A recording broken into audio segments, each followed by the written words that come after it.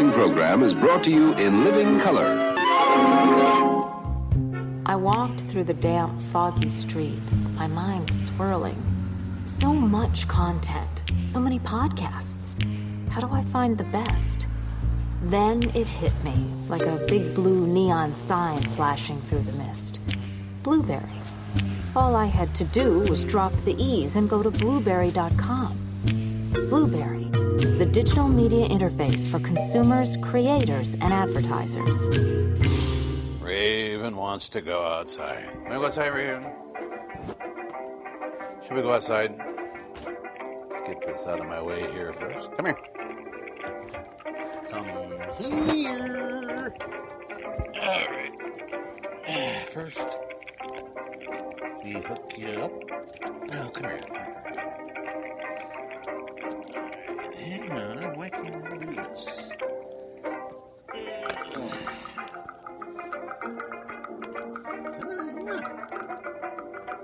You quit moving your head around.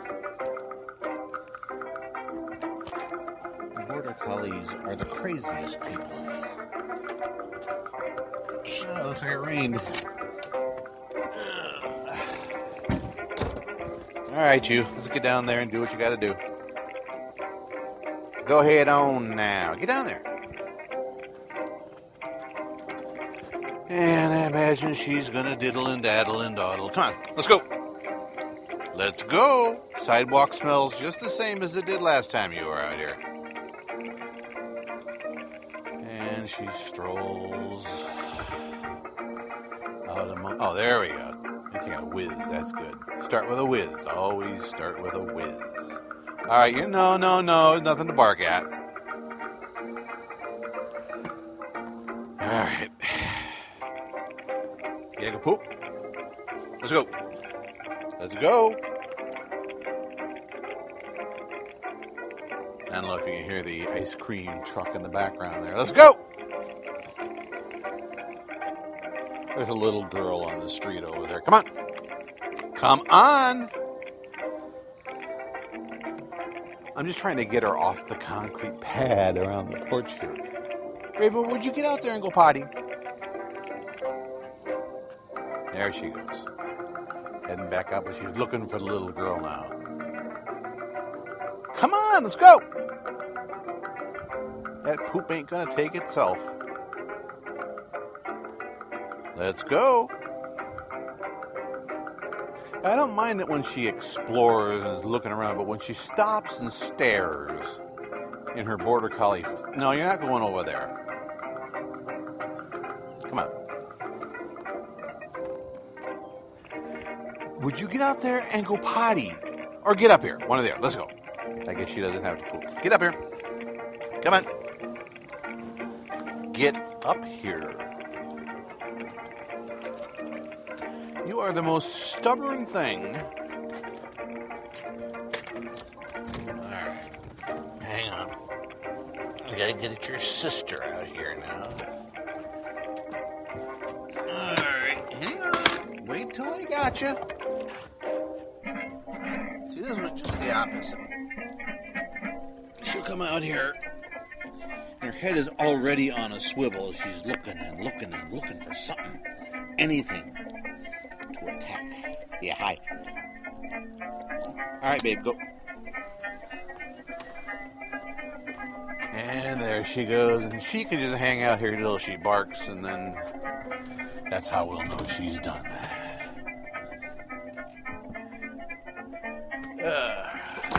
And that's life at the dog ranch. It's just how things are when you are king of the honyocks. There are millions of honyocks in the world, and Bill Schmalfeldt is their king. He inherited the title from his older brother, Jack. When he passed away in 2008, Jack became king. When their father died in 1983, Bill's reign, so far, has been a tempestuous one. Since taking his seat on the stainless steel throne, he's watched his kingdom dissipate. First, the royal eldest sister, Cindy, in 2009. Then, the Queen Mother, in 2013. On the 17th of June, 2015, His Majesty, lost the love of his life when Queen Gale passed away after a long battle with scleroderma and a very short battle with kidney failure.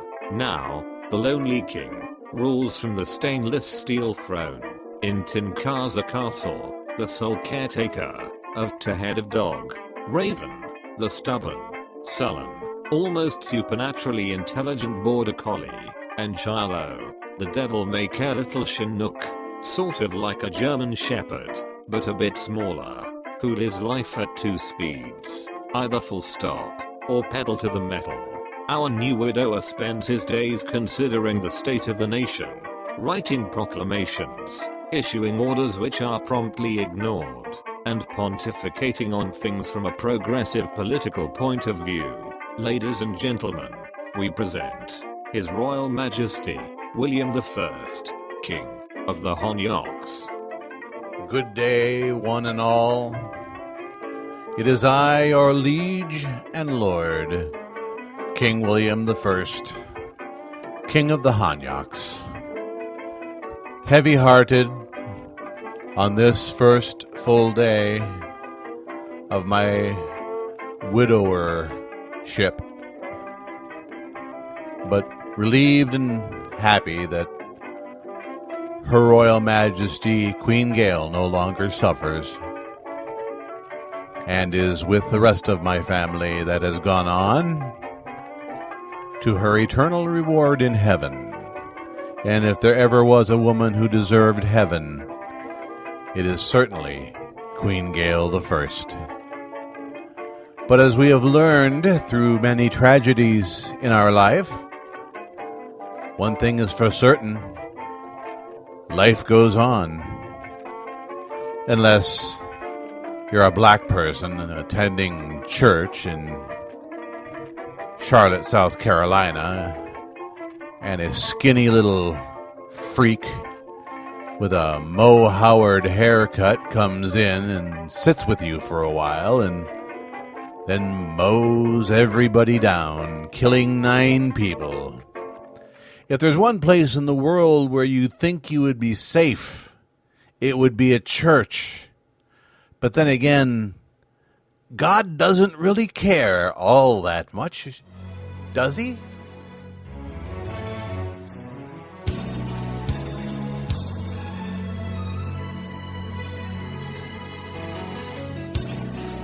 When he rolls up his sleeves, he ain't taking any shit. Our God is a badass God. He's picking up the sinners to crush them in his fist. Our God is a mean old God. And the Lord wasn't kidding when he kicked us out of Eden, and it wasn't for no reason that he'll shed your blood. His return is very close, so you better be believing our God is a pissed off God. Our God is a pissed off God. He scowls from heaven above with anger, vengeance, and wrath. Our God is a pissed off God. Our God is a pissed off God. He scowls from heaven above with anger, vengeance, and wrath. Our God is a pissed off God. And when you disobey him and ignore what he said, our God is a big bad God. He will stomp on your cities until everybody's dead. Our God is a hateful God. Judgment and wrath, he's got that in bushels. Mercy and grace is for weaklings and fools. I hope that you have not too quickly forgotten our God is a pissed off God.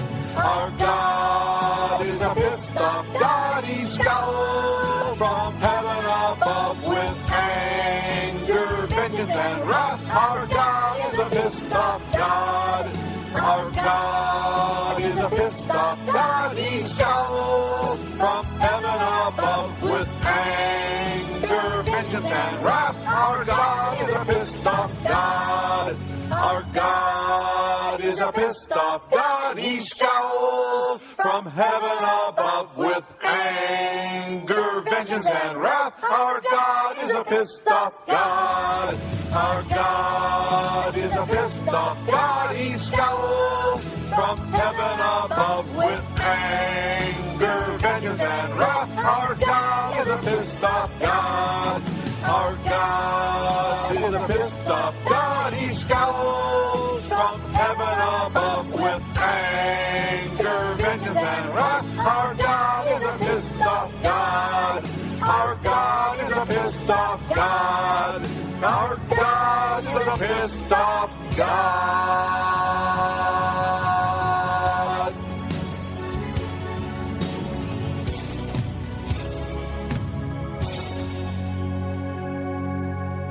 Hi there. I'm the right wing's conception of Jesus Christ. You know, the tall white guy with the long, flowing, light brown hair that was so common and popular among the Semitic people in the Middle East 2,000 years ago. Yep, that's me. And I'm here today with a special message. Why are you working like a slob, day in, day out, trying to save enough money to get the things you want? Listen to my good friend, Pat Robertson. God is going to supply $1 million. Somebody is praying right now, right this second. You're praying for $1 million, and God said, I have heard your prayer. I know your need, and I'm going to supply the need that you've requested, and it's done in Jesus' name. That's right, in my name. You don't have to work like an Israelite in the mud pits for Pharaoh anymore. Just ask me for what you want. I prayed for a new motorcycle.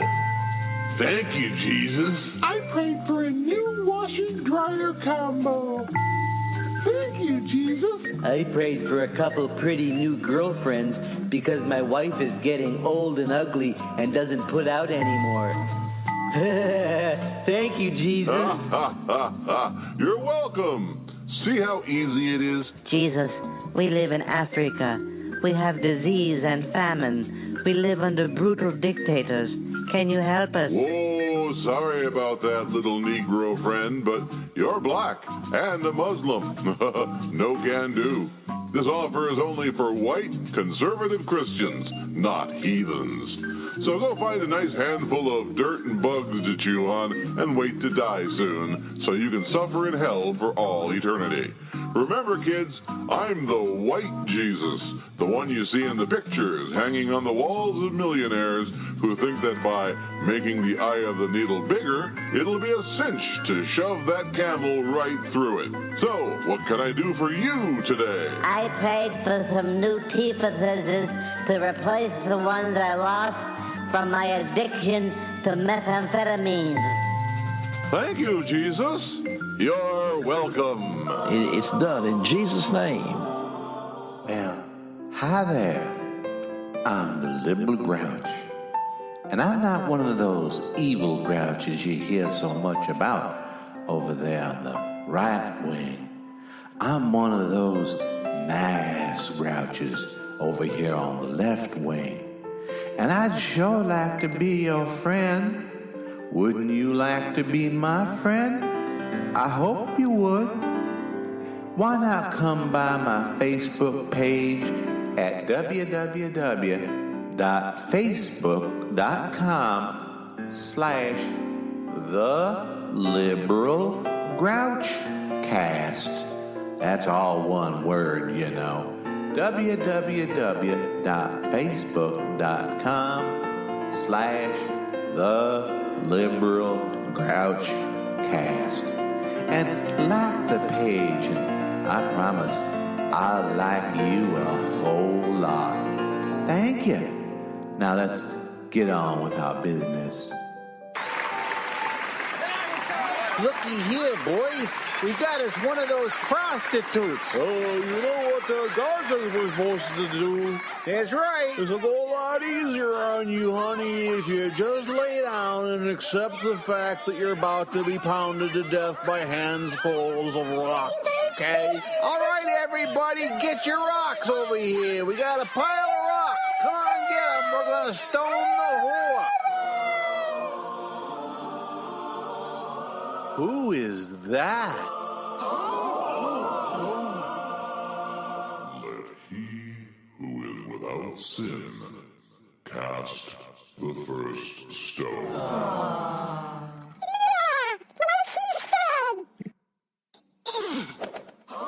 that was the first one.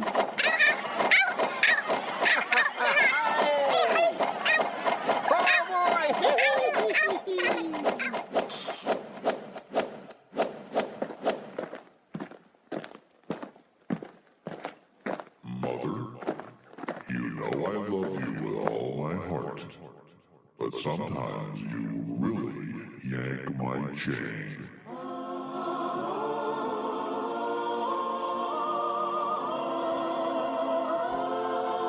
Now, don't get me wrong here. As far as omnipotent deities go, God seems like a fairly decent fella. He just isn't the person so many of you think he is. God does not sit at some giant heavenly switchboard pulling levers and pushing buttons and it looks like Jim could use a tumor in his colon. Beep. No, it's not like that. Things happen because things happen. When you consider the vastness of the universe, and if you do believe that it was created either through a big bang or whatever else you want to consider, you have to admit that the universe is pretty, well, it's bigger than a couple zip codes, okay? And an omnipotent God probably has thousands or hundreds of thousands or perhaps even millions or billions of planets with an inhabited life form. And why would he give all of his attention not only just to the planet Earth, but to the United States of America and just the white Christians, the conservative Christians? This morning, we all heard about the shooting in Charleston, South Carolina. And I switched on MSNBC, and they had Joe Scarborough and Mika Brzezinski interviewing Donald Trump. And I thought to myself, it was a white kid, went into a black church, killed 9 black people. What would the networks be doing if it was, let's say, a Muslim who walks into a church, kills 9 white people? I'll bet you there'd be something a little bit more than a hue and or cry.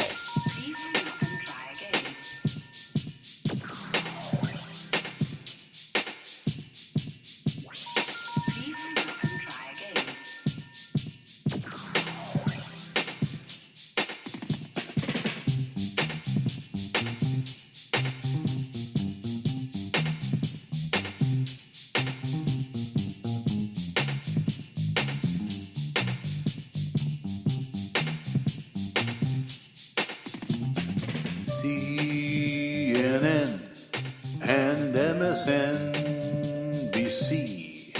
Why did you focus on an Australian story? Meanwhile, here at home, spree killers free to roam. Mass murder happens here while you stoke Islamic fear. Are you reporting news or pushing corporate views? Islamic killers make better rating reviews. 3 people killed at once by Muslim violence. Bombing the marathon, something for you to dwell on. No reason you should quit. We're getting used to it. Nobody gives a shit unless a Muslim did it. Where is the wall-to-wall coverage of the call to find a suspect in a 6-person killing. Why not a word to say when on the very day of the Australian crime in Philadelphia's grime, 6 people murdered by some disaffected guy. He'll never get the fame with that American name. Newsnets know the score, know what you're yapping for.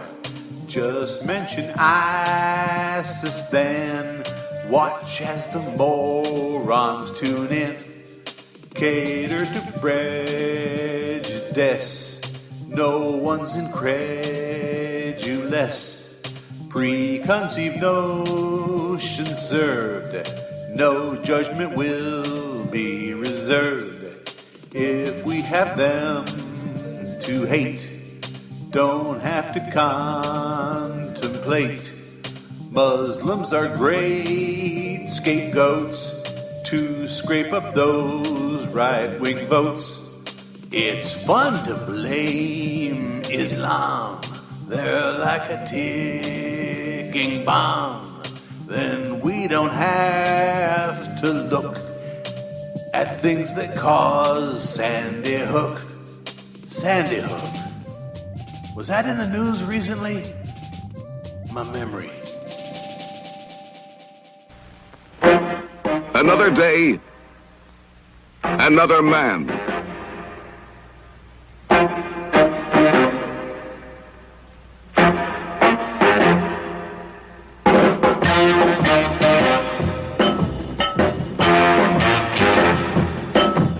This is the story of women who thought they earned their money the easy way,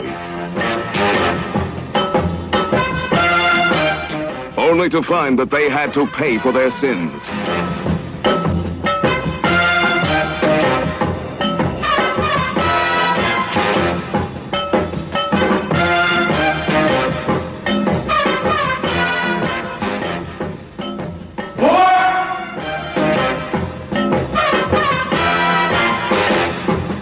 See sex without shame.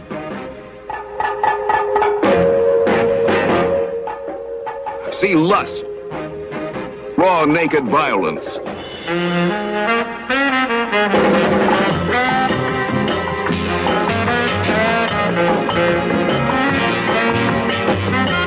In the boldest and most intimate scenes ever shown on any screen. In Another Day, Another Man.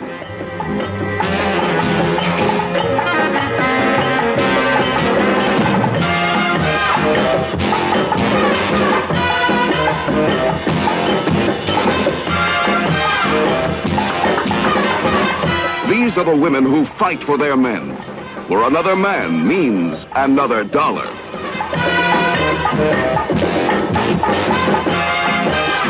They have no scruples. They're corrupt and immoral. As their passions run riot.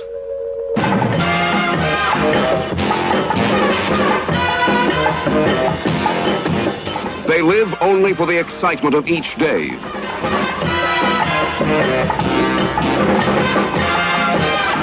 For the pleasures of each night. If you want to see a film that strips away all conventions, that dares to tell all, then you must see Another Day, Another Man.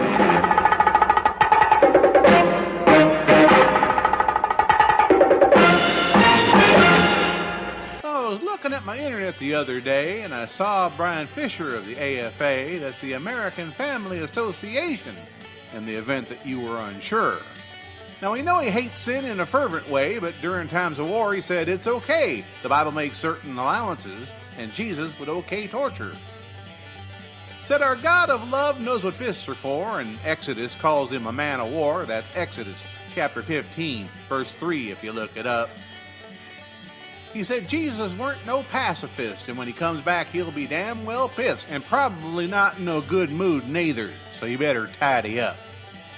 He'll be riding that white horse of anger, and his robe will be dipped in fresh blood. Brian Fisher said Christ is a warrior, and he'll leave the sinners bleeding in the mud.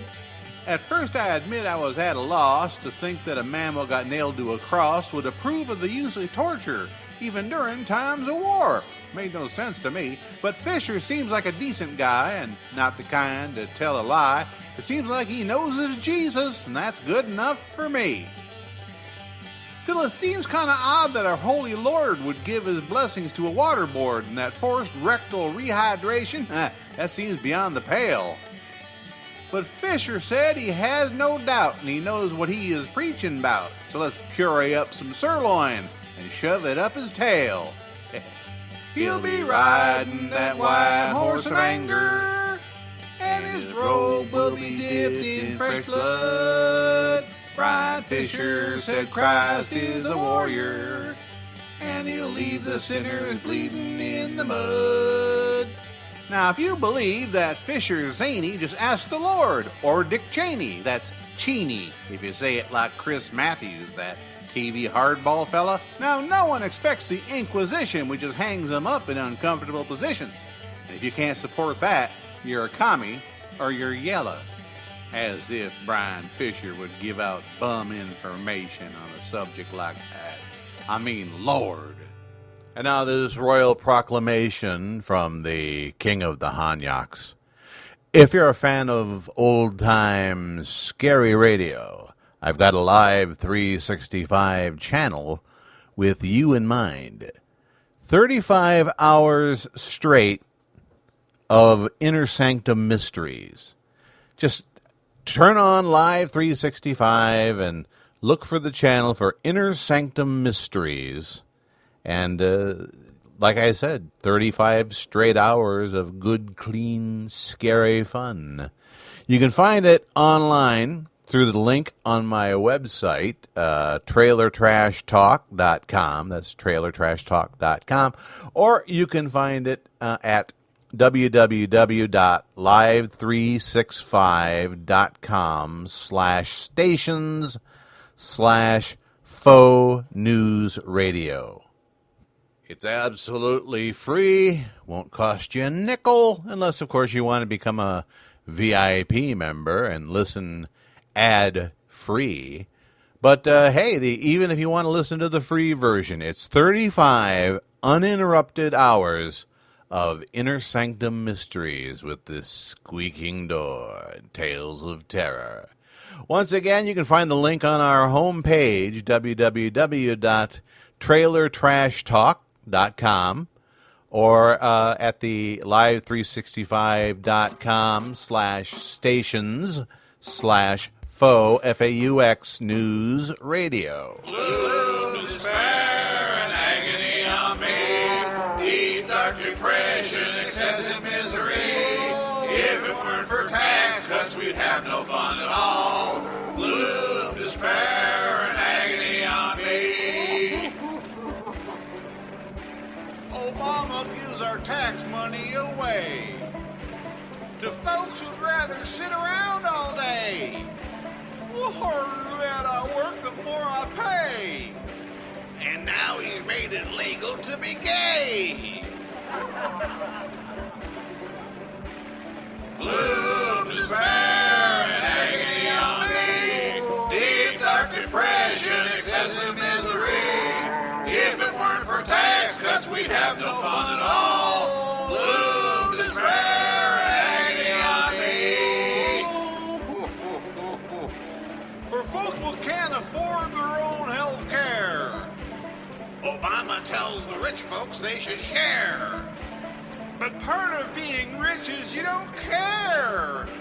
To help cure your disease ain't our affair. Gloom, despair, and agony on me. Deep, dark depression, excessive misery. If it weren't for tax cuts, we'd have no fun at all. Gloom, despair, and agony.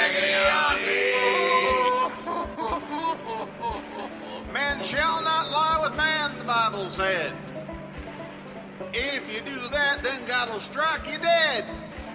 I would not stop you right the same-sex wed, as long as you're two pretty gals in bed. Gloom, despair, and agony on me. Deep, dark depression, excessive misery. If it weren't for tax, we'd have no fun at all. Gloom, despair, and agony on me. Obama is the Antichrist, I fear. For one thing, he's a Muslim and a queer. This Kenyan phony mocks all we hold dear. I'd like to shove my pecker up his rear. What? Gloom, despair, and agony on me. Deep, dark depression, excessive misery. If it weren't for tax cuts, we'd have no fun at all. Gloom, despair, and agony on me. One more time, boys. Gloom, despair.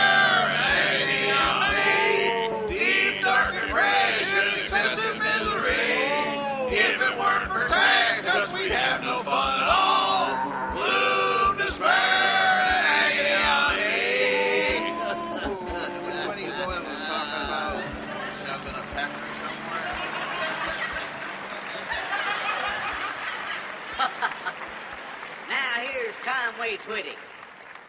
Well, we've all got our share of gloom, despair, and agony. Last couple months, for instance. I think last night was the first decent night's sleep I've had in months. My wife has been increasingly ill since about February, I guess. And if you're a parent, a mom or a dad, you get what's known as baby ears. You lay there, you're asleep, but you're listening. You're waiting for a sound to alert you that there's something wrong. And especially this last week and a half with my wife here in home hospice and our beds right next to each other, I'd lay here and I'd sleep and I'd be almost in a cat-like state of readiness to jump to her aid if she needed it. Her last night of relative lucidity, she got herself kind of catty corner in the bed and woke me up at about 2 o'clock to help her get straightened out. Her final night was spent moaning. Actually, it even sounded like a baby crying at times. But mercifully, the end was swift and painless, and Gail is now contributing to the knowledge of humanity and the medical arts as a donor to Anatomy Gifts Registry, which is a same place I'm going to end up someday. Hopefully not too soon. But we all have gloom, despair, and agony, and it's not because we pissed off God. God doesn't care. God really doesn't care if you're straight or gay or black or white or American or Ugandan or Martian or whatever. If you believe in an all-loving, omnipotent God, then how can you possibly believe you know what God is thinking? It's the height of arrogance to say that it's God's will for man that he blah, blah, blah. This case of a same-sex marriage, for instance, and the Supreme Court's going to rule on that, I would imagine, next Monday. Why would God care? God never said anything about it. Moses did when he wrote the book of Leviticus and Deuteronomy. St. Paul did. It just pisses me off when I hear people quoting the Bible and they say, God said in Romans chapter 7, verse 3. No.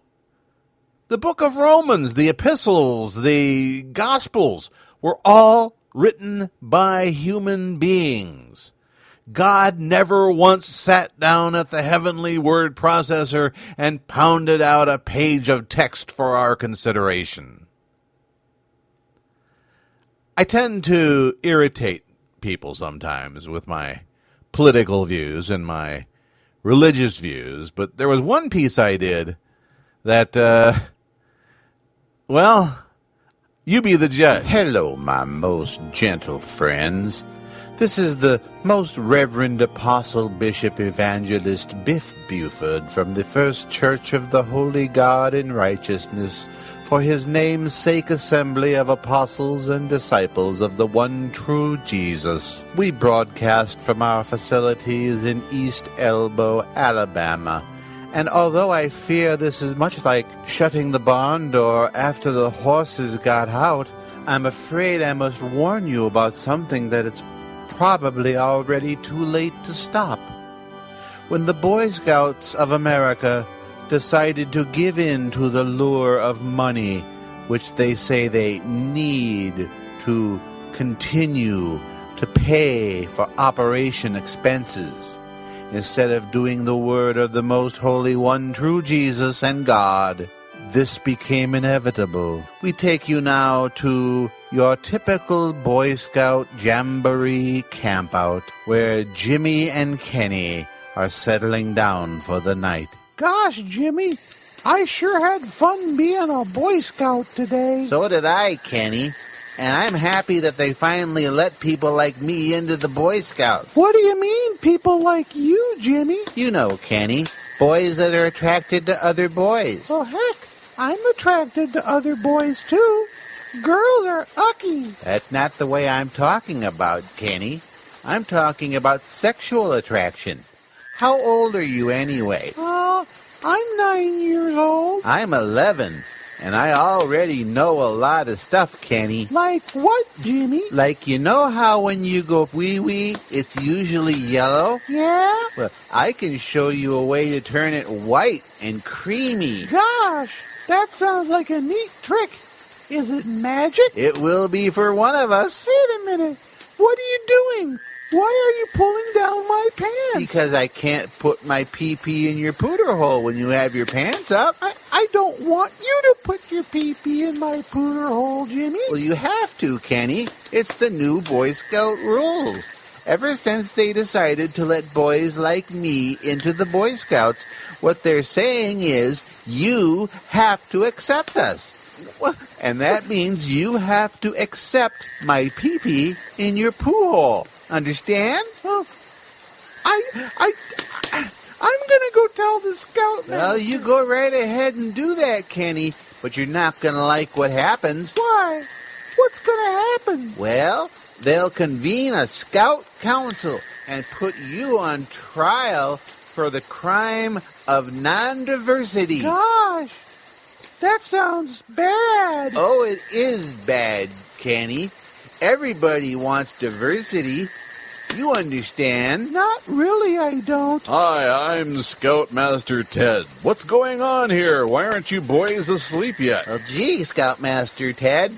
Little Kenny over here won't let me put my pee-pee in his poo hole. Is that true, Kenny? Yeah, but I don't want him to put his pee-pee in my poo hole. Now, Kenny, remember, a Boy Scout must respect diversity. I still don't see what diversity has to do with letting another boy put his pee-pee in my pool. See, Scoutmaster Ted, he's committing a hate crime right here in the Boy Scout camporee. If you want to stay in the Boy Scouts, you have to follow all the Boy Scout rules.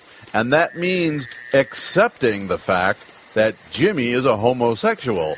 And that means accepting the fact that he is attracted to you and wants to put his pee-pee in your poo hole. Don't I have any say in the matter at all? Why, no. Of course not. Well, gee, means staying in the Boy Scouts. Now, that's the can-do spirit I expect out of Troop 69. Mind if I stay and watch and take some pictures?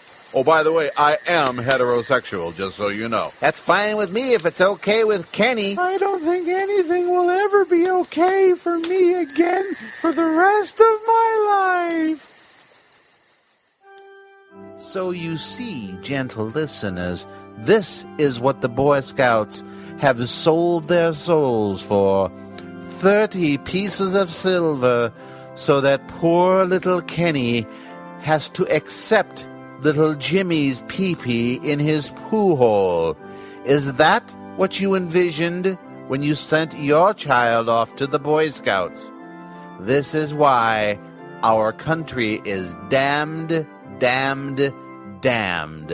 And the most holy, true God of Jesus is going to take out his righteous indignation on us, just like he did to Sodom and Gomorrah. So be ready for fiery death, which will come at any time, as God shows us his love by destroying every man, woman, and child. I am the most reverend apostle, Bishop Evangelist Biff Buford, with this message of peace and love from the First Church of the Holy God in Righteousness for his name's sake assembly of apostles and disciples of the one true Jesus. Sleep well.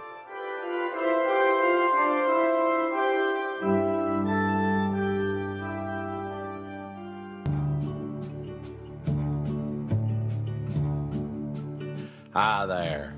I'm Texas Governor Rick Perry, and I'd like to take a minute of your time to tell you why I am against letting gay kids into the Boy Scouts. I was a Boy Scout my own self when I was a youngin', growing up on the Texas prairie. Let me tell you something. Nothing will turn you into a real he-man faster than spending a week out in the woods with no women folk around fussing and telling you what to do. Nothing but boys and men. Everywhere you look, boys and men teaching you how to tie knots, what to do if a snake bites you on the wiener. You know you gotta suck that poison right out of there? Yeah, our scoutmaster made us practice that a lot on account of the rattly snakes what we had out there. Sitting around the campfire at night telling jokes about niggers and Mexicans, and then once the fire was out, we'd climb into our tents, 4 to a tent, and as boys will do at that age, we'll play with ourselves. Oh, hell yeah, nothing wrong with that. We'd beat our peckers like we was mad at them. And boys, being a curious bunch, sometimes we'd grab a hold of another feller's pecker and beat it for him, just so we could know what it feels like when a woman did that to us someday. And that goes for oral sex, too. None of that butt stuff, though. No, sir. One time, me and this other young feller were testing to see what a female blowjob would feel like, and we saw this other feller just sitting there watching us. So we snatched his ass up out of the tent, told everybody else in the Boy Scout troop what he was doing, and give the little faggot an ass thumping he never forgot. Imagine, just sitting there and watching while two perfectly normal, strong, heterosexual boys practice what getting a blowjob from a woman will feel like someday, and this little homo just sitting there watching us. Well, sir, our scoutmaster didn't stand for that kind of stuff. He took that young man into his tent, and when he came out, he was crying and holding on to his backside like he had been whooped in the britches real good. Never did see that kid again. Matter of fact, we never saw that scoutmaster again neither. But that's why I am against allowing the sin of homosexuality to enter into the body of that most purest of pure organization for boys, and by that, I mean the Boy Scouts of America. I'm Texas Governor Rick Perry. You betcha. You see, those are comedy bits. Those come straight from my diseased mind, and the only actor, the only character is me. I'm a 60-year-old widower with Parkinson's disease for 15 years. There are no children involved any more than there are children involved in South Park or Saturday Night Live or any other hardcore satire. Is it comedy? That's up to you. Is it funny? That's up to you. Is it illegal? For God's sakes, no, it is not. There is no illegal depiction of anything going on there. This next bit, however, I believe this may still be illegal in North Carolina.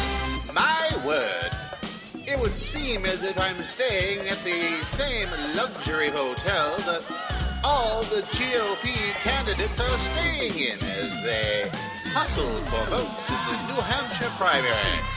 I believe I'll go down to the gym and see what sort of trouble I can get into. Yow!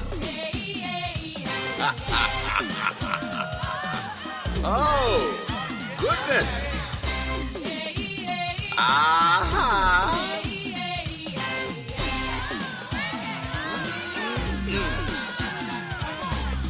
Walked in this gym, surprised to see Bobby Jindal getting busy, just rocking to the butt stuff beat. Way he shook his booty, sure looked good to me. I said, come here, Big Bob, you rock my world. Show that butt to me. Hey, doing the butt. Hey, pretty, pretty. When you get that notion, give your back door some lotion. Hey, doing in the butt. Hey, sexy, sexy. Ain't nothing wrong if you want to do the butt all night long.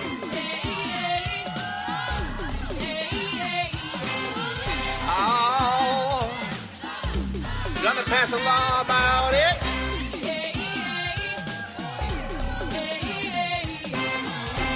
Oh, shake it. I grabbed Ted Cruz out on the floor. I rocked him from the backside, did the butt till it made him sore. Now it's a physical thing, but not hard to do. You just shake a shake, shake a shake a shake a shake, doing the butt all night long. Come on! Sexy, sexy. When you get that notion, give your back door some lotion. Hey, do it in the butt. Hey, sexy, sexy. Ain't nothing wrong if you want to do the butt all night long. Oh, dear. Oh, that's right. Shake that butt. Oh, come on. Come on. Give me the butt. Give me that Republican butt. Old Hucker's got a big old butt. Oh, yeah. Ted Cruz got a big old butt. Oh, yeah. Rand Paul got a big old butt. Oh, yeah. Jeb Bush got a big old butt. Big old butt. Ben Carson got a big old butt. Oh, yeah. Rick Perry got a big old butt. Oh, yeah. Scott Walker got a cheesy butt. Oh, yeah. Chris Christie got a big old butt. Now give me the butt. Yay, yay. We're gonna drop these lines before we set up. We screaming at the dudes with the big old butt. Now sing it. Ow.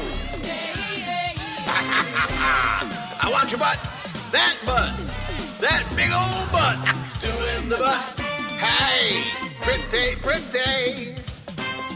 When you get that notion, give your back door some lotion. Hey, do it in the butt. Hey, sexy, sexy. Ain't nothing wrong if you want to do the butt all night long. Woo. Oh, listen to that now. That sounds like the Republican gay men's chorus.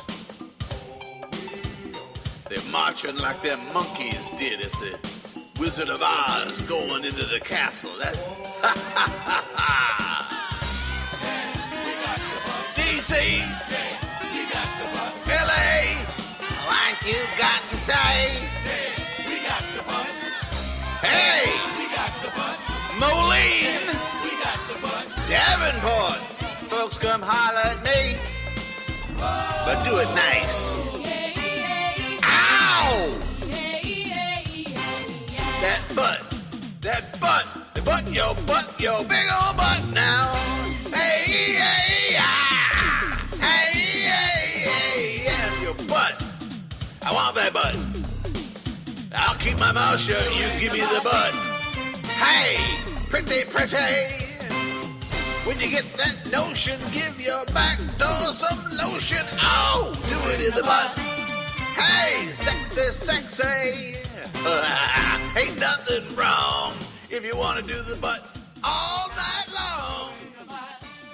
Oh, I think I strained my back. This just into the faux newsroom. Shocking details of a human male in New Jersey being aroused by sexy talk and photographs. Let's go to Bill Hummer for details. Bill. Thank you, Megan. We've just received exclusive word here at Faux News that another human male has been aroused by looking at pictures of naked women and by having sexually oriented conversations with them. Didn't this guy learn his lesson from Anthony Weiner? Apparently not, Megan.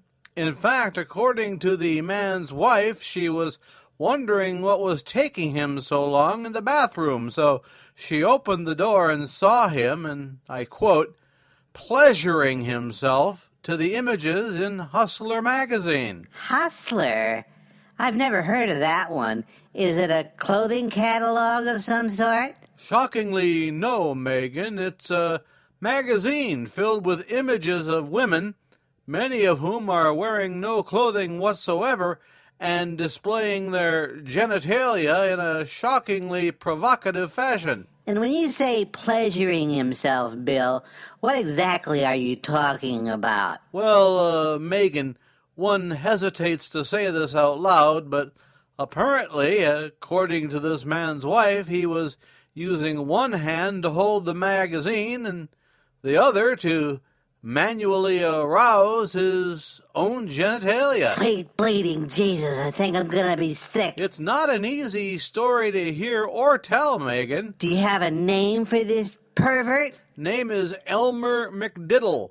Turns out he's a teller at the Jerseyville Savings and Loan. All right, Bill, we'll let you dig in to find out more of the sordid, sickening details. Now we join Shepard Smythe at the offices of the Jerseyville Savings and Loan. Thank you, Megan. I'm standing here with Paul O'Prudence, president of the Jerseyville Savings and Loan.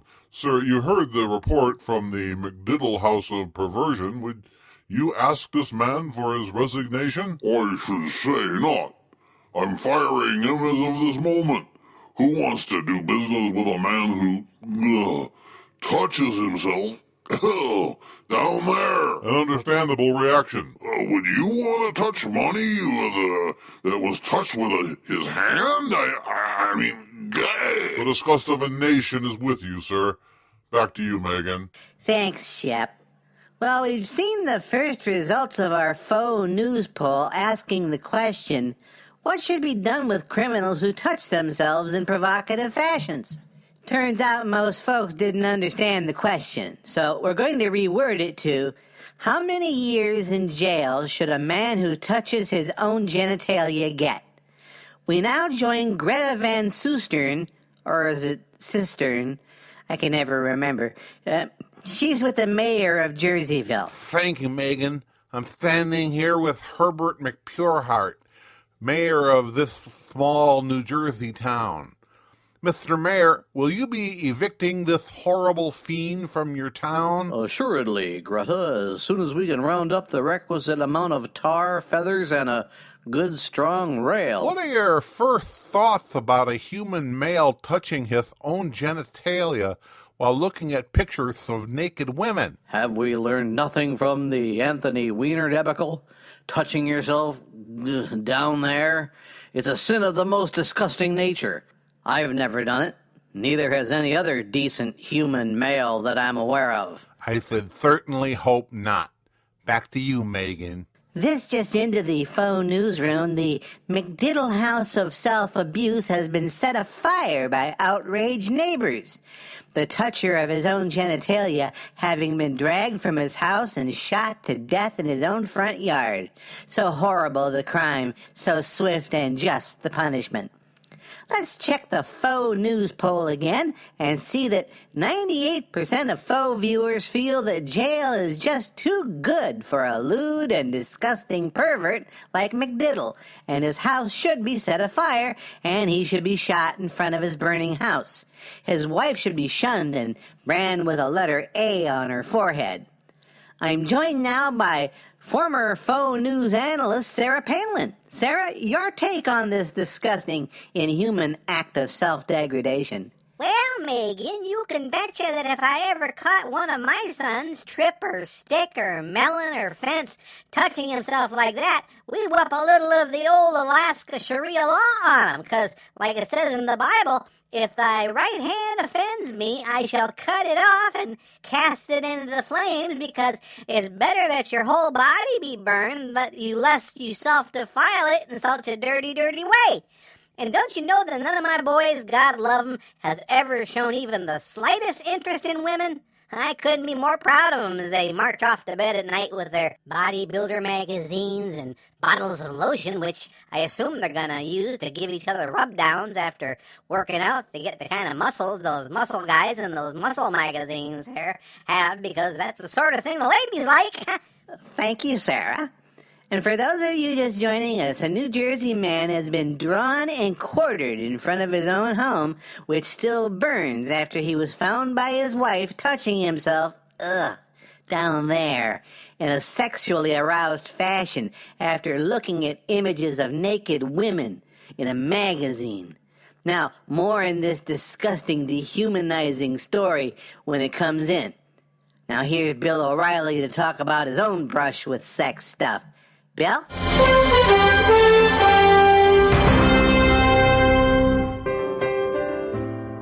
I'm just like everyone else in America. I've been on an antidepressant medication as long as I can remember. And it worked. Every morning I'd get out of bed, take my medication, and look forward to a bright new day full of promise and adventure.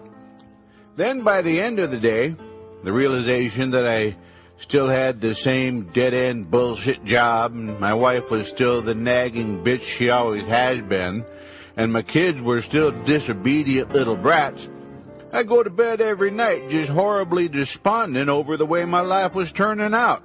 That's when I asked my doctor about Acceptitol. Acceptitol, fluvocertraperoxapam, has been clinically proven to eliminate emotions and expectations in adults. Now I take an Acceptitol every morning and nothing matters. My boss is a jerk? Meh. My wife cheats on me with the UPS guy? Meh. My kids are sniffing glue? Meh. I just don't care anymore. Acceptitol has been shown to cause explosive bloody diarrhea, congestive heart failure, dry skin, dry mouth, dry eyes, and bad breath in dogs. Don't take Acceptitol if you are driving, handling heavy machinery, or firearms until you know what effect Acceptitol will have on your inner rage. Acceptitol has also been shown to cause cancer of the liver, cancer of the anus, cancer of the heart, and sudden death from otherwise unexplained reasons. Don't take Acceptitol if you have a reason to wake up in the morning. Acceptitol should not be taken while drinking alcohol, smoking, or breathing. Ask your doctor about studies that show Acceptitol may be responsible for spontaneous combustion in people over 40. Acceptitol should never be taken in combination with any other drug. Your doctor does not have time to explain all the risks, so have someone read the tiny print in the FDA-required warning pamphlet to you. I used to want to kill myself. Now I just don't care. Thank you, Acceptitol. If you are just sick of it all but don't have the guts to kill yourself, ask your doctor if Acceptitol will help you. Not to be taken internally, externally, or sublingually, available in 10-pound suppository form only. The Narcotic Story. The Narcotic Story is a blunt, bare, and uncensored look into the very heart of America's biggest and most vicious crime. For the first time, narcotics addicts themselves have joined with enforcement officers to bring you a major picture dedicated to a true and authentic presentation of this racket as it really exists and operates. It is the story of human lives engulfed in hell, with every current sucking them deeper into self-destruction. It is the story of the young and innocent, and why they take their first faltering steps into this weird and bizarre world of addiction. And it is the story of the power that holds them in that world and sends them plunging headlong into a living death.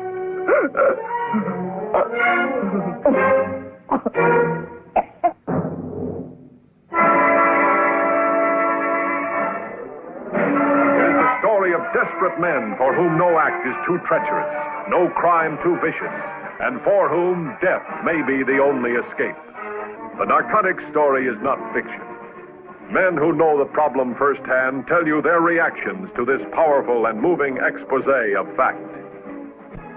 The narcotics story is the shocking story behind today's headlines. The burning facts brought to life before your very eyes in brilliant Eastman color.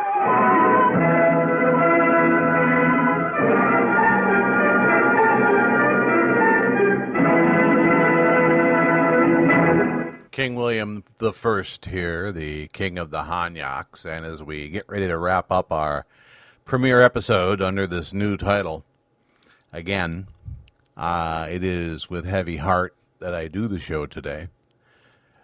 We lost one of the good ones yesterday, and perhaps the most kind, decent, just overall good person, the finest person I have ever known in my life. My wife, Gail, passed away yesterday morning. She died where she wanted to die, here in her living room.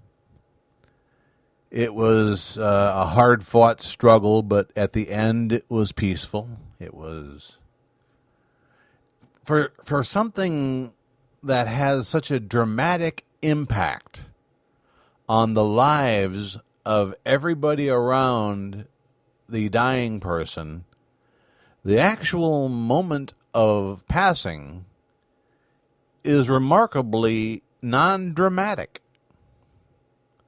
It's just like her battery ran down. She just ran out of juice.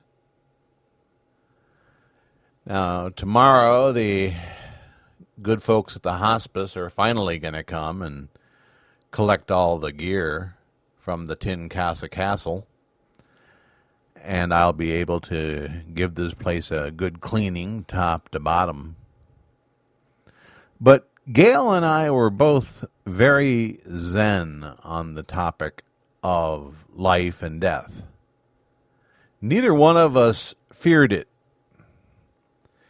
And Gail was a champion. A woman of true, hardy pioneer stock. She never complained about her illness. As a matter of fact, her first day home from the hospital for hospice, which sadly was only to last 9 days, I believe. No, more like 8. Her first day home before she really started to deteriorate, and man, did she deteriorate rapidly. She was rolling around in the kitchen in a wheelchair, doing minor little housekeeping things, putting things in the dishwasher. A remarkable woman. But like I said, neither one of us really fears the idea of death. Neither one of us wants to suffer, of course, and Gail didn't, I don't believe. We certainly had her well medicated on her final night. But death is something that it happens to all of us.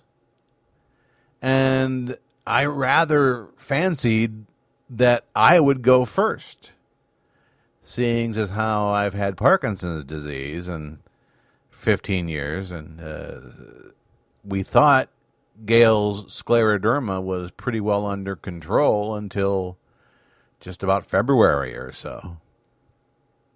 But at some point, we all go to meet that gauzy white lady. From where I am, she beckons. She's beautiful. I fear her not. She promises rest, no more pain, no more shuffling, no more falling. She wants that for me. I want that for me. But not just yet. Not yet. And she doesn't seem to be in all that great of a hurry. She tells me it's okay. She'll be there when I'm ready. She knows I have things to do. She knows I still wake up in the morning and know who I am and where I am and can still get out of bed, stand on my feet, grasp my rolling walker, and make my way to the living room. My beautiful wife is always up before me. We smile at each other. We hug, we kiss. 25 years, and I love her like the day I met her. I roll into the kitchen and dole out my morning pills, washing them down with a pint of Ensure. Gail takes my office chair back to my bedroom office. I roll down the hall to the bedroom, park the walker by Gail's bed, take a few shuffling steps to my chair, settle myself in, and see what fresh hell awaits me on the emails from the night before. I'm not well liked, it seems. There's a segment of the right-wing blogging community that's hoping for that day where I no longer log in. They hope that today is the day when that gauzy lady standing by the grave takes my hand in her cool white hand and leads me to eternity. I disappoint them by logging on and checking out what happened during the overnight hours. I look at the blogs of those who wish me ill. I see what fresh outrages there may be. On Mother's Day, one of these people sent me a tweet suggesting that my mom, who died in 2013 at the age of 82, was famous for her service to the Marine Corps. And he didn't mean any sort of combat-related commendation. He's a scumbag. This is the sort of thing deemed acceptable by the right-wing Christo-fascists who populate the blog of a certain right-winger who has done more than anyone else to grease the slope between where I stand to where the gauzy white lady waits.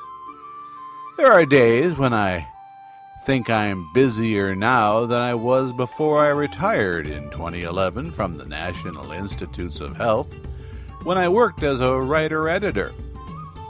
The Parkinson's disease with which I was diagnosed in 2000 wasn't keeping me from writing. It was keeping me from commuting.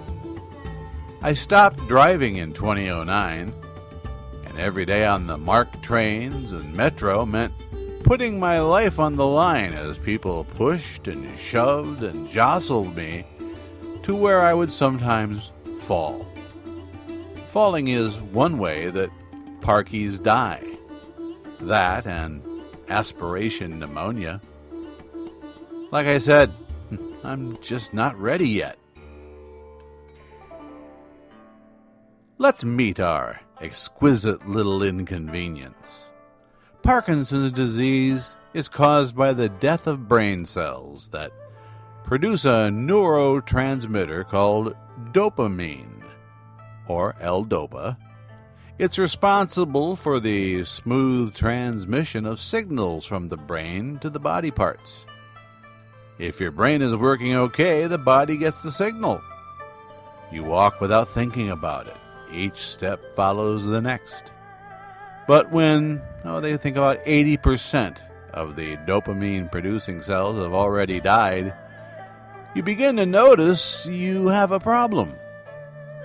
The smooth transmission of signals. That's over with. Think of a bomber control tower giving orders to a squadron of bombers. Prepare to release bombs, but be on target because school and hospitals are nearby. The transmission is garbled without the dopamine. The pilot hears, "Release bombs on schools and hospitals." Chaos ensues. And it never gets better, it only gets worse, and it will get worse. Something like 30 to 40% of folks with Parkinson's do not fall into the tremor predominant group. They fall into the postural disability gait disturbance group. That's the group I'm in. And yes, I'm going to die. There's no getting around that. I was 45 when I was diagnosed. Living into my 70s seems like a pipe dream. This past year, I've stood in the face of a right-wing cabal that recognizes the fact that stress can kill a person with Parkinson's disease. I will meet the white lady, the gauzy, beautiful white lady. I'm not afraid of her. I look forward to the cool touch of her hand on my forehead, and for an end to all pain. But we've got work to do first. Then we can talk about the other stuff. Are you ready? Let's go.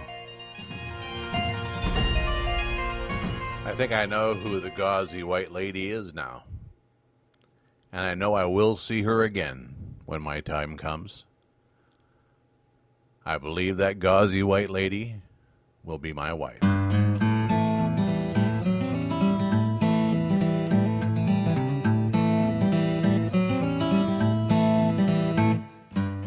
When I screw up, she sets me straight, keeps an eye on my spending of late, makes that face when I act the clown, there to remind me to put the toilet seat down. Well, what can I say? Sometimes a fella needs reminding. Keeps an eye peeled so I don't fall. When at my feet a dog tosses a ball. Always checks if there's something I need. She's my caregiver, a most wonderful breed. And by that, I mean a breed of human being. Not like comparing her to an animal or anything. For one thing, well, you don't want to know. You don't like being called an animal. Who does? But let me tell you something about this girl, mister. She's one of a kind. She's my angel and she's my love. She was sent to me from heaven above. Insists I do all the things I can do. Her word's not subject to judicial review. The rule still stands. And she didn't even need to go under the hood to check the replay. Takes me places 'cause I can't drive. Does those things that I know keeps me alive. She can interpret my screwed up speech. Knows what I meant when a word's just out of reach. You know, she's just like my mom that way. Her and Dad knew each other so well that one would start to say something and the other would finish the sentence. My mom every now and then would say, "John, would you let me finish what I was gonna say?" And then she'd say what it was that he had just said. We're kind of like that. We know each other that well. Takes no nonsense and Brooks no guff, though she'll deny it, I swear, buddy, she's tough. She takes care of the things I can't. I feel wealthy, although money is scant. And I mean wealthy in a spiritual sense, not financial. Hell, certainly not financial. Been through good times, we've been through bad. I make her happy, at times I make her mad. 1/4 century, best of my life. She's my caregiver, and better yet, she's my wife. And there ain't no other man living on the face of the earth can say that. I am married to the most wonderful woman God ever saw fit to put on the planet. And if you disagree with that, I'll meet you outside. Pull up the drawbridge. Thus endeth your audience today with the King of the Honyocks. You can visit His Majesty's website at www.trailertrashtalk.com. That's all one word. Trailer Trash Talk. King William I holds forth on Twitter, where you may petition for redress of all wrongs done to you by entering at the Honyoking. Again, that's all one word, at the Honyoking. HONYOCK.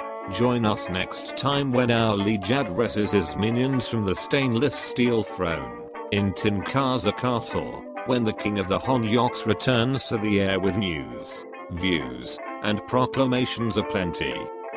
The King of the Honyocks is a copyright presentation of Bill Schmalfeldt, copyright 2015.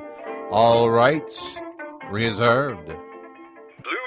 This podcast is a member of the Blueberry Network. Blueberry. No E's. That's Blueberry, BLUBRRY.com. Blueberry.com.